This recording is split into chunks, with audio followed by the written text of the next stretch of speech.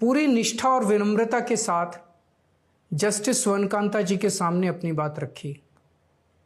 उन्हें इस केस से अलग होने के लिए याचना की। मैंने आग्रह किया कि मेरा केस हाईकोर्ट के किसी भी अन्य जज द्वारा सुन लिया जाए, लेकिन उन्होंने मेरी प्रार्थना अस्वीकार कर दी।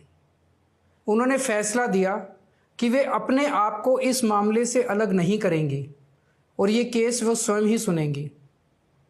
उनके दिए गए इस फैसले से मैं पूरी विनम्रता पूर्वक असहमत हूं। इस पूरे घटनाक्रम के बाद मेरी आशंका और गहरी हो गई है कि क्या उनके सामने मुझे न्याय मिलेगा। बापू के दिखाए रास्ते पर चलते हुए सत्याग्रह की भावना से अब मैंने फैसला किया है कि मैं इस केस में जस्टिस स्वर्णकांता जी के कोर्ट में ना तो स्वयं पेश होऊंगा और ना ही मेरी तरफ से कोई वकील पैरवी करेगा। जस्टिस स्वर्णकांता जी जो भी फैसला सुनाएंगे उस पर समय आने पर मेरे जो भी कानूनी अधिकार हैं, जैसे सुप्रीम कोर्ट में चुनौती देना आदि, वो सभी कदम लेने के लिए मैं स्वतंत्र हूं। ये बात आज मैंने एक पत्र लिखकर जस्टिस स्वर्णकांता जी को भी सूचित कर दिया है। मेरा जस्टिस स्वर्णकांता जी से किसी प्रकार का व्यक्तिगत विरोध नहीं है।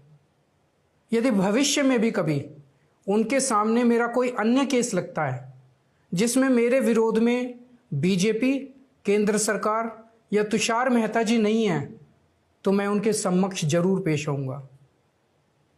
आप पूछ सकते हैं कि यदि मैं जस्टिस स्वर्णकांता जी के रिक्यूजल ऑर्डर से असहमत हूं तो उसके खिलाफ सुप्रीम कोर्ट क्यों नहीं जा रहा? उसकी तैयारी कर रहा हूं। यह पूरा मामला बहुत नाजुक और संवेदनशील है। कानून को ध्यान में रखते हुए, जुडिशरी के सम्मान को ध्यान में रखते हुए और लोगों के न्याय व्यवस्था पर भरोसे को ध्यान में रखते हुए एक एक कदम उठाना है। मैं ये कदम अहंकार या किसी विद्रोह या विरोध की भावना से नहीं उठा रहा।